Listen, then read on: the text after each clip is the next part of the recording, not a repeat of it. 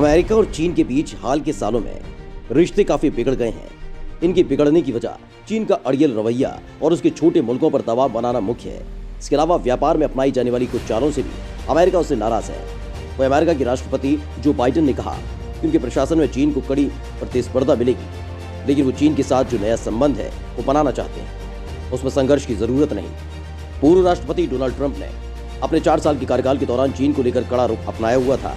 Beijing के ऊपर कई सारे टैरिफ लगाए गए थे, लेकिन एक इंटरव्यू में जो बाइडेन ने कहा कि उन्होंने 20 जनवरी को राष्ट्रपति के तौर पर शपथ लेने के बाद अब तक चीन के राष्ट्रपति शी जिनपिंग से बात नहीं की है।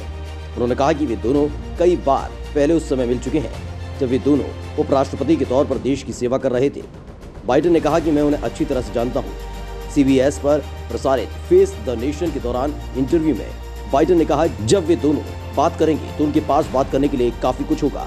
माना जा रहा है कि जो बाइडेन फिलहाल अपनी टेलीफोन कूटनीति को अमेरिका के सहयोगी देशों की तक ही केंद्रित करना चाहते हैं।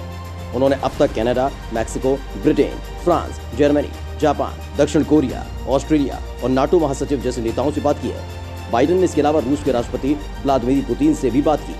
बाइडेन का पुतिन से बात करना इसलिए भी महत्वपूर्ण रहा क्योंकि अब दोनों मुल्कों के बीच केवल एक ही संधि बची हुई है। अमेरिका रूस केवल न्यू स्टार्ट संधि में एक साथ है। इसके अलावा अन्य महत्वपूर्ण संधियों से दोनों मुल्कों ने खुद को अलग कर लिया है। आपको बता दें कि डोनाल्ड ट्रंप की जगह जो बाइडेन के 20 जनवरी को राष्ट्रपति के पद संभालते ही चीनी विदेश मंत्रालय के एक प्रवक्ता ने कहा कि इस बेहद कठिन और असाधारण समय के बाद चीन और अमेरिका दोनों ही मुल्कों के नागरिक एक बेहतर भविष्य की उम्मीद करते हैं। बीजिंग ने बाइडेन प्रशासन के विश्व स्वास्थ्य संगठन में बने रहने और पेरिस जलवायु समझौते पर लौटने के फैसले का स्वागत किया। हालांकि नया प्रशासन व्यापार, ताइवान, मानवाधिकार और दक्षिण चीन सागर में बीजिंग के अड़ियल रवैये के खिलाफ लगातार आवाज उठा रहा है, जिस वजह से चीन नाराज भी है।